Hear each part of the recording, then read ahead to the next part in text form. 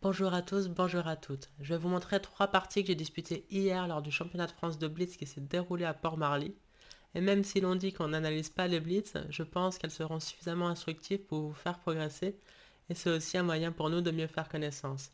Alors on commence avec cette partie dans laquelle Gilet Noir contre Vincent Riff, un des plus forts maîtres feed français et aussi un des meilleurs entraîneurs français. Il m'a joué E4 et après C5, cavalier C3. Donc là, on commence déjà les petits ordres de coups un peu piégeurs des blitz. Alors je sais pas si sur cavalier C6, il aurait joué cavalier F3 puis D4 pour transposer dans la sicilienne ouverte ou alors choisi une des variantes de la sicilienne fermée.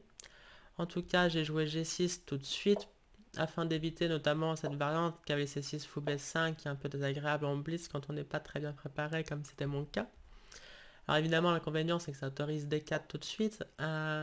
Après prise, dame prend D4, cavalier F6, etc. Ça, c'est des variantes un peu à la mode. Fou E3, dame D2, et les blancs vont rapidement jouer avec grand rock et l'attaque. Il y a des parties de Magnus Carlsen et de Gawain Jones, notamment là-dessus. Mais là, il m'a fait cavalier F3. Et après fou G7, il n'a pas fait D4 tout de suite, il a fait fou C4. Enfin, d'ailleurs, il n'a pas fait D4, spoiler, mais il a fait fou C4. Ici, j'ai choisi cavalier C6, empêchant du coup D4, donc plus de transposition de la sicilienne ouverte. Et après roc, j'ai déjà commis une première erreur. Euh, Ici, j'avais pas envie de faire cavalier F6, on comprend pourquoi, il y a E5. Alors, l'ordinateur dit que tout va bien, on peut jouer cavalier G4, mais bon, j'avais vu fou prend F7, et ça donne pas très envie, mais en fait, c'est pas si grave, enfin, c'est même pas grave du tout. Après roi G8, dame prend G4, on se venge sur le pion E5, et la position est plus ou moins égale.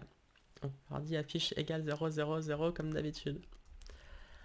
Mais donc il fallait jouer des 6. Et ici, bon, il y a pas mal de parties. Les blancs ont des petits systèmes, ils peuvent jouer H3 pour empêcher du fou G4, et puis ensuite ils vont faire avec D3, fou E3, dame D2. On peut même jouer de l'autre côté A3 pour être sûr de garder ce fou sur la grande diagonale, sans craindre fou G4 tout de suite, de toute manière, à cause de toujours le même thème, fou prend F7, roi prend F7, cavalier G5, cette fois-ci la gagne pour les blancs évidemment. Mais donc ok, il fallait jouer D6, à la place j'ai fait E5, donc stratégiquement c'est pas si bête, hein, c'est pour établir la structure typique de Botvinnik, du système Botvinnik.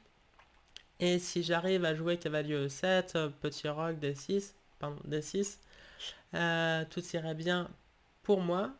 Le problème c'est que après D3, ici les noirs sont obligés de perdre un temps assez précieux en jouant H6 parce que dans la partie j'ai déjà gaffé par D6.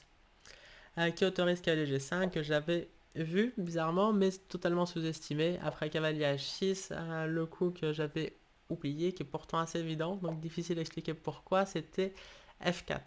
Bon, j'en profite pour dire que cette partie a eu lieu lors de la 6ème ronde et on était tous les deux à 5 sur 5. Donc c'était quand même une partie assez importante.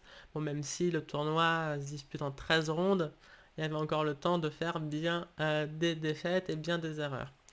Donc après F4, les noirs sont objectivement perdants déjà. C'est la mauvaise nouvelle. Et en fait, ce que j'avais sous-estimé, c'était après prise, fou prend F4. Bon, je pensais que je pouvais roquer, mais en fait, ça va pas du tout. Je m'en suis rendu compte en calculant. Après Dame D2, c'est trop désagréable d'avoir ce vis-à-vis sur le cavalier H6 qui n'est défendu qu'une seule fois, alors qu'il est déjà attaqué par rayon X deux fois. Et le problème, c'est qu'on peut pas le bouger parce que sur cavalier G4, cette fois-ci, les blancs peuvent prendre tout en F7. Et évidemment, il y a la découverte en fin de variante qui gagne.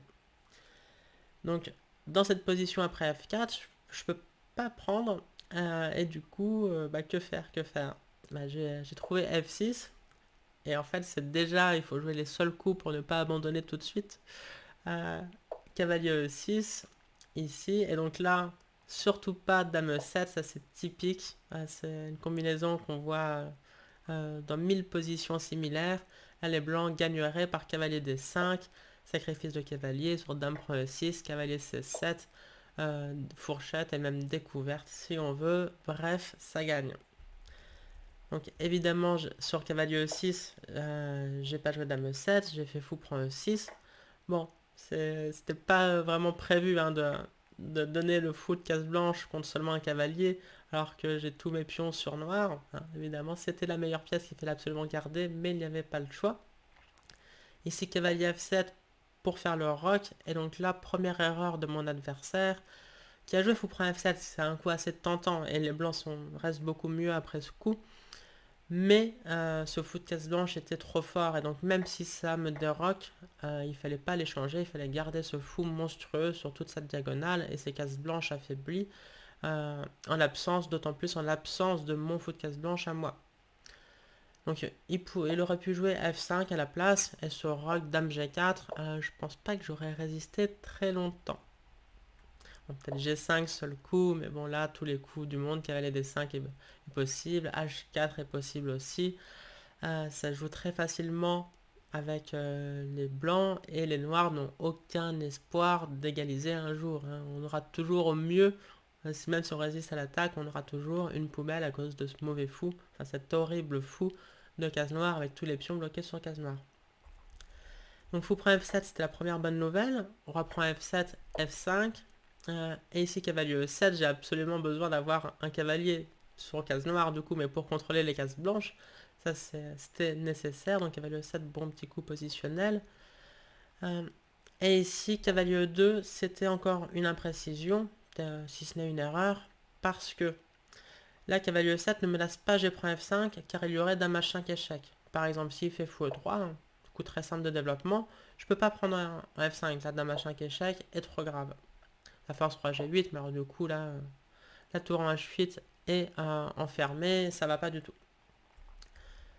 Alors que sur cavalier E2, j'ai saisi l'occasion de pouvoir prendre un F5, et donc ça force prend F5, mais maintenant, déjà au centre, j'ai une majorité qui peut avancer, on peut rêver d'un D5 un jour, mais aussi, donc j'ai pas joué D5, enfin c'est un coup que j'ai envie de jouer, mais sur D5, ça va pas tout de suite parce que cavalier G3.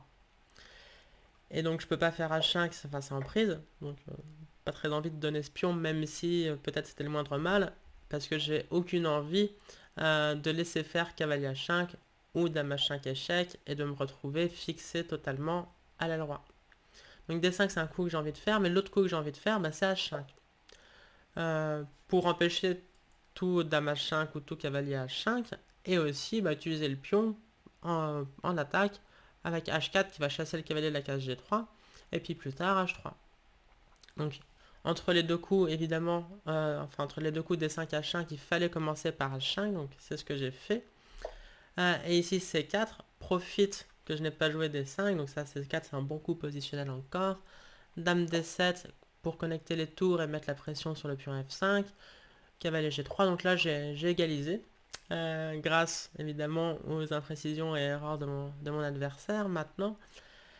Donc là c'était possible de jouer de D5, mais alors ça demandait un calcul dont je suis totalement incapable en blitz parce que on sacrifie le pion H5, mais ici on a D prend C4 et sur cavalier prend G7, mon roi prend G7 n'irait pas du tout pour les noirs, mais là les noirs gagnent par dame D4 échec, roi H1, tour à G8, on reprend pas le cavalier avec le roi, ce qu'on veut c'est le reprendre avec la tour pour attaquer. Et donc ici sur cavalier E6, les blancs ont une pièce de plus, mais les noirs mat, forcés avec dame H4, menace dame prend H2, et sur H3, sacrifice de dame, je prends H3, tour prend H3, échec et mat. Bon, alors ça aurait été magnifique certes, mais c'était bien au-delà de mes capacités de calcul en blitz, hein, c'est du blitz, on a 5 minutes plus 3 secondes par coup seulement. Donc j'ai joué H4 qui est un bon coup, mais moins fort que des 5. Il m'a joué cavalier E4, mettant le cavalier au centre, et petit piège tactique sur 4 cavalier prend F5, les blancs gagnent par tour prend F5, dame prend F5, cavalier prend D6, échec, fourchette. Donc évidemment je suis pas tombé dedans, enfin évidemment j'aurais pu tomber dedans, mais je ne suis pas tombé dedans. J'ai joué tour à G8, il m'a fait dame F3, faut quand même protéger F5. Ici B6, j'aime bien ce petit coup pour solidifier le pion C5 et donc permettre des D5, parce qu'avant, en cas de D5, évidemment, il y aurait cavalier prend C5 qui gagnerait le pion. Donc B6 protège C5 pour préparer D5, et aussi tout simplement enlève ce pion de la case B7 où il est potentiellement en prise. Donc B6, il m'a joué fou E3 pour se développer et connecter les tours. Et ici, un bon coup positionnel, mais il fallait quand même avoir vérifié tactiquement que ça marchait. Fou H6. Alors, depuis le début, j'ai envie d'échanger ce fou de case noire horrible avec tous les pions fixés sur case noire. Là, littéralement, tous mes 7 pions restants sont sur case noire. Donc, évidemment, je suis très contente de pouvoir les changer, mais il fallait avoir vu Dame H5 échec qu'il a joué. En fait, tout va bien, ça fait un peu peur, hein, Dame H5 échec, mais tout va bien. Je joue Roi G7, et ici, s'il fait Dame G4, je peux jouer Roi F7 et proposer nul, mais je peux même jouer Roi F8 et essayer de gagner. Je sais pas ce que j'aurais fait. En tout cas, il m'a fait fou prend H6. J'ai joué tour prend H6. Dame F3 maintenant. Et donc ici, j'ai envie de bouger mon roi, évidemment, pour libérer la tour sur la colonne G. C'est très difficile de savoir quelle est la meilleure des 4 cases possibles. Bon, je l'ai mis en H8. Et qui est un très bon coup. Hein. C'est peut-être même le meilleur coup objectivement. Mais on va voir que je vais le regretter quand même. Roi H7, c'était. L'ordi dit que c'est correct, mais je trouve ça très artificiel de se mettre sur une case potentielle d'échec et même de fourchette royale. Donc maintenant, hein, si la tour s'en va de la case H6, qu'elle est point F6, on gagne la partie. Donc Roi H7, j'aimais pas du tout. Après, Roi F8 ou Roi F7 étaient des possibilités. Mais c'était difficile de savoir si le roi aurait été plus en sécurité sur la colonne F ou sur la colonne H. Bref, roi H8, il m'a un peu copié en jouant roi H1. Donc ici D5 pour ouvrir le centre et faire parler la majorité centrale. Pion prend D5 était déconseillé hein, parce que ça détruit la structure de pion. Maintenant, après qu'elle prend D5, on voit que le pion D3 est très faible et puis potentiellement attaquable après cavalier F4 qui attaque avec le cavalier mais aussi la dame. Donc à la place, il m'a joué cavalier C3, un bon coup. J'ai fait tour G5 pour mettre la pression, continuer à mettre la pression sur le pion F5. Alors je voulais pas faire D4 parce que le coup du retour cavalier E4 et puis je n'ai plus D5 et donc là j'ai à nouveau bloqué toute la position et le cavalier E4 est monstrueux. Donc tour G5 est un bon coup. Il a fait ses prend D5. Je me suis vengé sur le pion F5 et puis maintenant on voit la structure de pion blanche qui commence à laisser à désirer. Il m'a fait cavalier E4. Bon, là, j'ai joué assez très rapidement cavalier D4, qui d'ailleurs est le meilleur coup, mais il y avait une combinaison que j'aurais dû voir. C'était la possibilité cavalier G3, échec. Regardez comme la variante principale est belle. En cas de H franc G3, H franc G3, le fameux mat de Damiano, je crois, si je ne me trompe pas. Roi G1, tour H1, échec, roi franc H1, et maintenant dame H7, échec, roi G1 et dame H2, échec et mat. Alors évidemment, sur cavalier G3, les blancs peuvent et doivent se rendre compte que H franc G3 mat, perd de manière forcée à cause de ce mat, et jouer tout simplement roi G1, et là, problème pour les noirs, s'ils prennent la tour en F1, les blancs se vengent par cavalier franc G5 et sont mieux.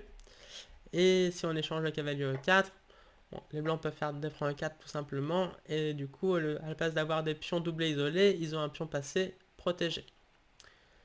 Donc en fait, cavalier G3 ne marchait pas, mais c'était quand même une idée qu'il valait mieux avoir vue. Moi, ça m'a totalement... je suis totalement passé à côté. Vincent, lui, l'avait vu pendant la partie, il me l'a dit après. Donc j'ai joué cavalier D4, qui du coup se trouve être le meilleur coup, mais un peu par chance, plutôt par incompétence. Cavalier D4, il m'a joué dame E3, j'ai fait... donc maintenant on menace vraiment la tour en G5. J'ai joué tour G6, il a fait tour F2 pour doubler les tours. H3, bon petit coup pour ouvrir le roi. Tour G1, maintenant dame prend D5, donc on voit que les pièces commencent à pointer en direction de son roi. Là les noirs sont gagnants, enfin donc je suis gagnante. Je prends H3, pas trop le choix en fait, sinon c'était moi qui prenais en G2. Ici, bon, j'avais tour prend G1, j'avais calculé tour prend G1, roi prend G1, tour G6 échec, tour G2, tour, tour prend G2 si j'y arrive, roi prend G2, F5, attaque le cavalier qui est cloué, le pion F5 est protégé, donc tout va bien, mais en fait il y a dame H6 échec et échec perpétuel. Donc j'avais vu que ça ne faisait que nul, mais à ce moment-là, même si on était en exact note, je voulais gagner, simplement car la position est gagnante. Donc F5 a été mon coup, tour FG2, malin, contre-attaque sur la tour, donc je peux pas prendre E4 parce que tour prend G6 tout simplement, et sur reprend D3, il revient, et donc ça va pas du tout pour les noirs. Et c'est ici que j'ai gaffé. Alors j'ai gaffé en jouant Dame C6. Je pensais être gagnante et j'ai raté un très joli mat. Donc de la même manière, j'avais raté un mat potentiel avec cavalier G3 tout à l'heure, même si ça marchait pas. J'ai raté un mat pour lui et qui n'est pas potentiel, un mat qui marche tout à fait. Est-ce que vous l'avez trouvé? Vincent m'a joué Dame prend H6 échec, très joli coup. Et sur, bon, j'ai abandonné parce que sur tour prend H6, tour G8 échec, roi H7, tour G7 aurait fait échec et mat. Donc très jolie variante, très bien vue de la part de Vincent. Et donc dame C6, énorme gaffe. En fait, j'aurais dû jouer roi H7 parce que tant que la dame est en D5, il n'y a pas de thème de dame prend H6 ici sur dame prend H6, surtout pas roi prend H6, tour prend G6 échec, mais tout simplement tour prend H6, on a une dame de plus, et sur tour G7 échec, roi H8, tour G8 échec, on joue tout simplement dame prend G8, tant que la dame est en D5 et non pas en C6 comme je l'ai mise, la dame contrôle la case G8 et les blancs n'ont pas cette astuce de dame prend H6. Et donc voilà, roi H7 aurait amené une position totalement gagnante pour les noirs. À la place de ça, j'ai joué dame C6 qui a permis ce très joli gain trouvé rapidement par Vincent. Ok, nouvelle partie. J'ai des blancs cette fois-ci et je joue Andrei Tchekatchev, un des plus forts grands maîtres français originaire de Russie. Il a le même âge que Vladimir Kramnik et le même talent. Quand ils étaient jeunes, ils faisaient à chaque fois nul entre eux et ils battaient tous les autres Russes dans le championnat de Russie jeune par exemple. Ok, donc j'ai joué cavalier F3, qui est d'ailleurs le coup préféré d'Andrei. Il m'a répondu C5, j'ai fait C4, et ici G6, déjà une petite subtilité. Je pense que ce qu'il voulait éviter, c'était les variantes un peu trop solides de la part des blancs. En cas de cavalier F6, G3 et sur G6. Maintenant, je peux faire B3 et profiter du cavalier F6 pour avoir le temps d'établir un double fianchetto pour contrer le sien. Et c'est une variante qui est considérée comme très très solide pour les blancs. Donc G6, ça annonce, déjà c'est des petites subtilités qui montrent ses intentions de gain avec les noirs. J'ai fait E3, bon le coup le plus joué c'est D4 pour jouer E4 et créer l'étau de Maroczy. Mais E3 ça a quand même son venin. Par exemple après cavalier F6, le coup de la partie, D4, ici en cas de fou G7, on peut jouer D5 et rentrer dans une Benoni même si on a le pion E3. Il y a eu un effet de mode de ces systèmes il y a quelques années. Grischuk notamment en a joué pas mal et c'est très très dangereux pour les noirs. Mais sur D4, il m'a pris en D4, E prend D4, D5, cavalier C3. Et donc en fait cette position, c'est la magie des transpositions dans les ouvertures.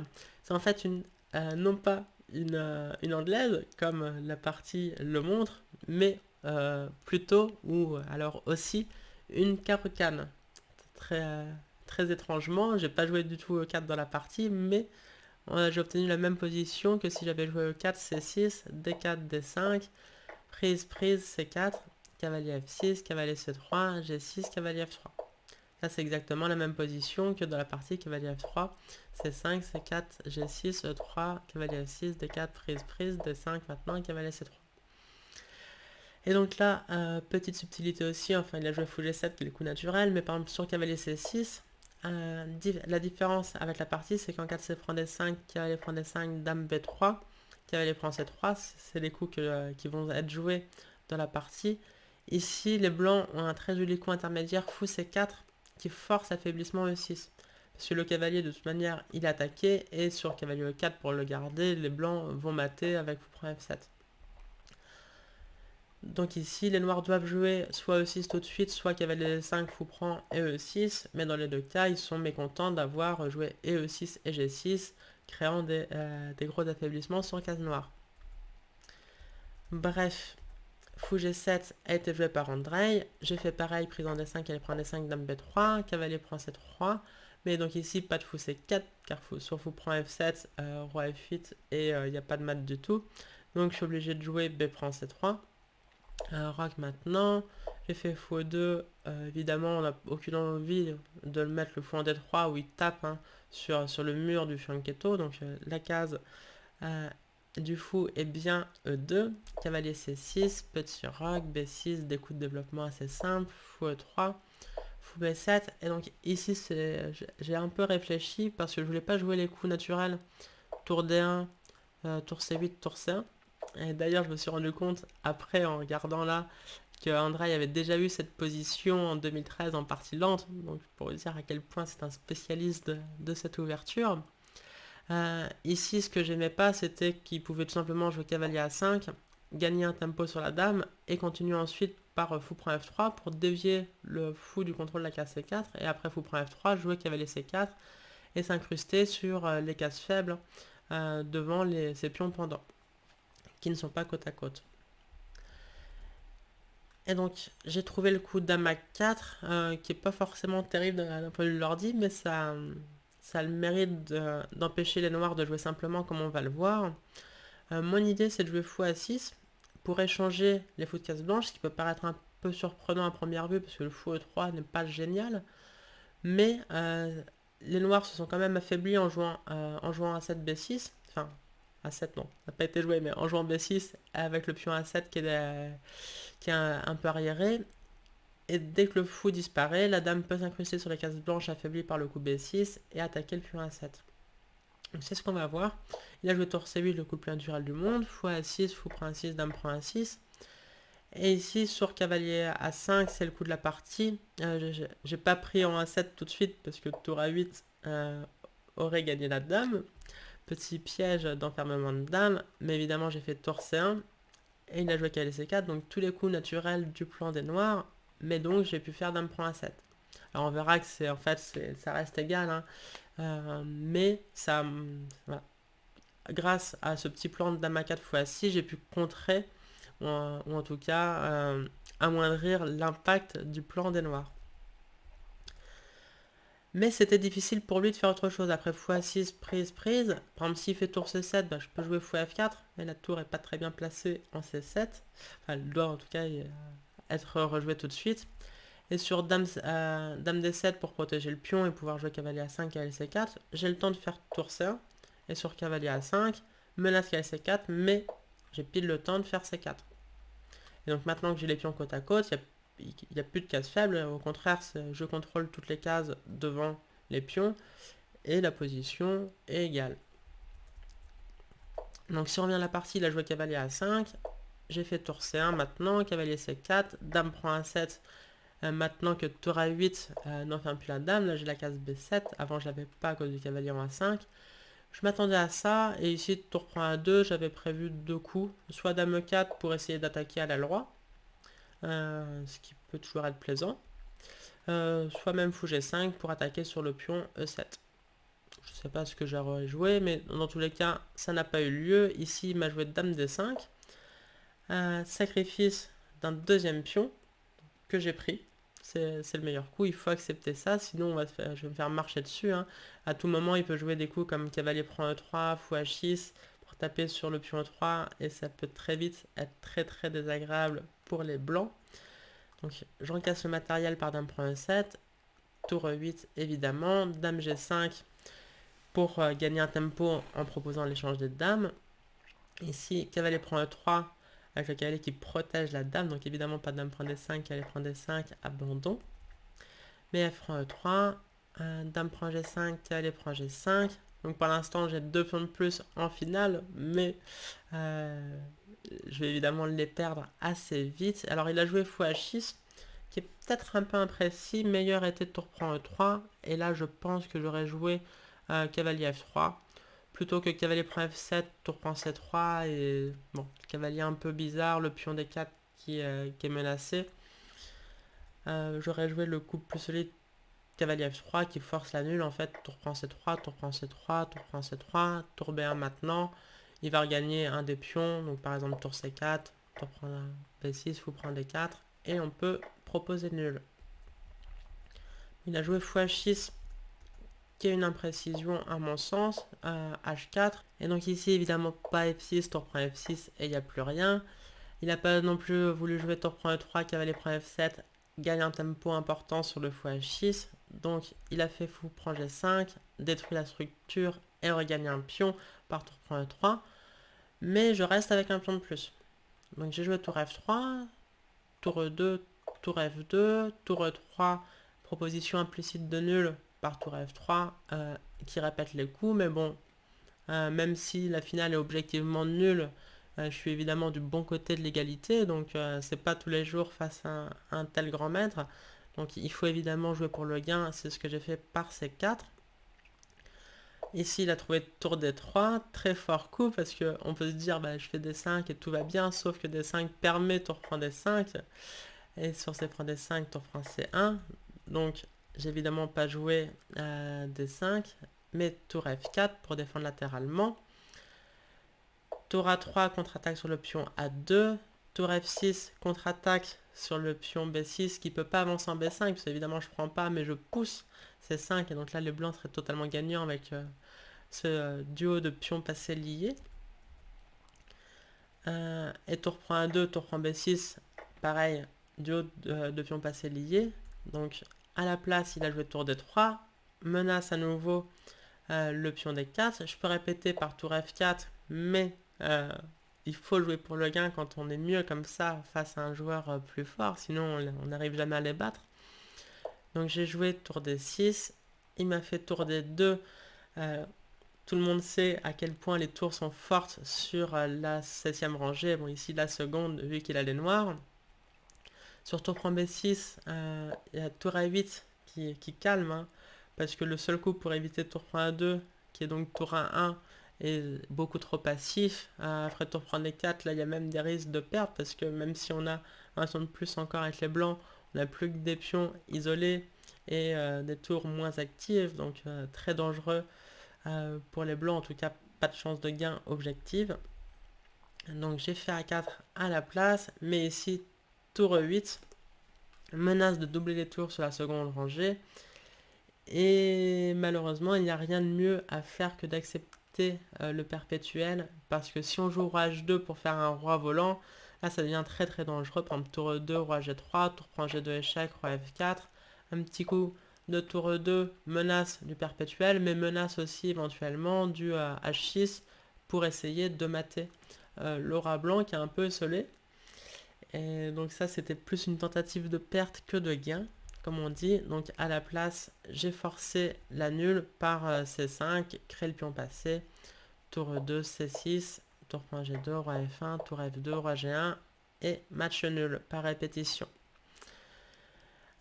Et troisième partie et dernière que je vais vous montrer, j'ai les blancs contre une jeune joueuse française qui a 19 ans et un peu moins de 2100 Elo, mais elle est en progression, donc il faut essayer de la battre tant que c'est possible avant qu'elle ne devienne plus forte, ce qui devrait pas trop tarder. D4, cavalier F6, cavalier F3, donc là j'ai changé à la place de cavalier F3 suite C4, j'ai joué D4. Mais toujours un petit système, donc début col, une de mes variantes fétiches. B6, fou D3, fou B7, roc, fou E7. Et donc maintenant que j'ai roqué, je joue C4. Et donc l'idée c'est que si on commence par D4, C4, dans ce genre de variante un peu d'ouest indienne, les noirs ont souvent du fou B4 échec qui est un peu désagréable. Alors que là j'ai déjà roqué, et puis bon, de toute manière le fou a déjà perdu un tempo, donc j'ai évité toutes les possibilités de fou B4 échec. C5 pour mettre la pression sur le centre des blancs, c'est un bon coup évidemment, cavalier C3. Donc ici roc, je trouve c'est déjà imprécis pour les noirs, c'est très souvent joué, mais c'est déjà imprécis. Ce qu'il faut faire, c'est C prend D4, E prend D4, suivi de D5, même s'il vaut mieux connaître pas mal de théories. Il y a C prend D5, cavalier prend D5, donc les noirs on crée le pion isolé en D4.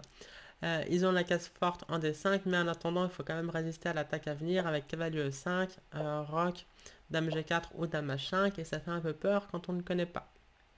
Il y a d'ailleurs une très belle partie de Vladimir Kramnik qui a battu Veselin Topalov, son grand rival, pour ne même pas dire ennemi.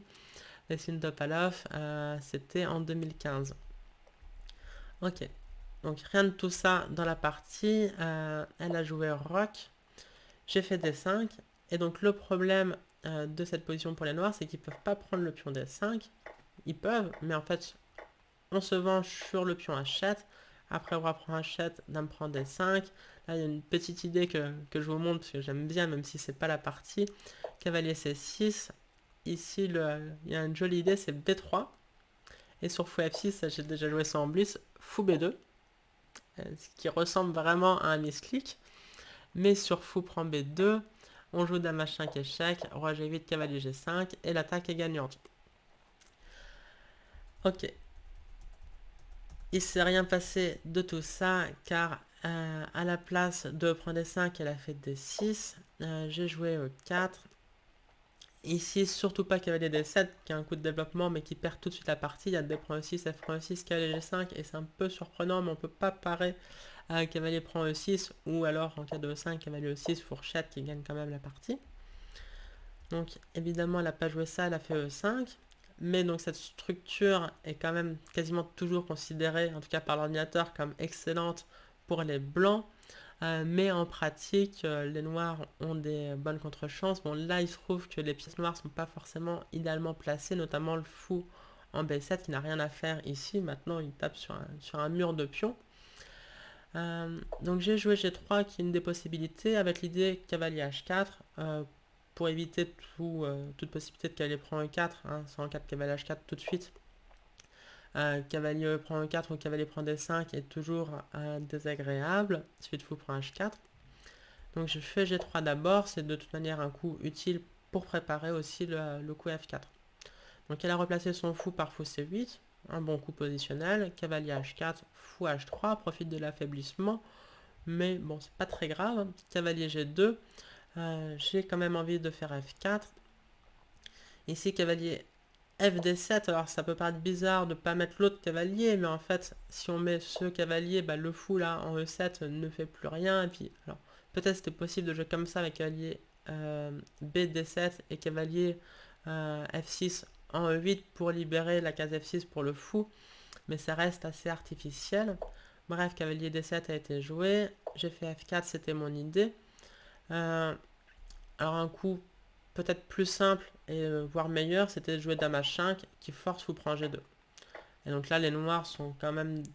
Ça rappelle un peu ma partie précédente contre Vincent Riff.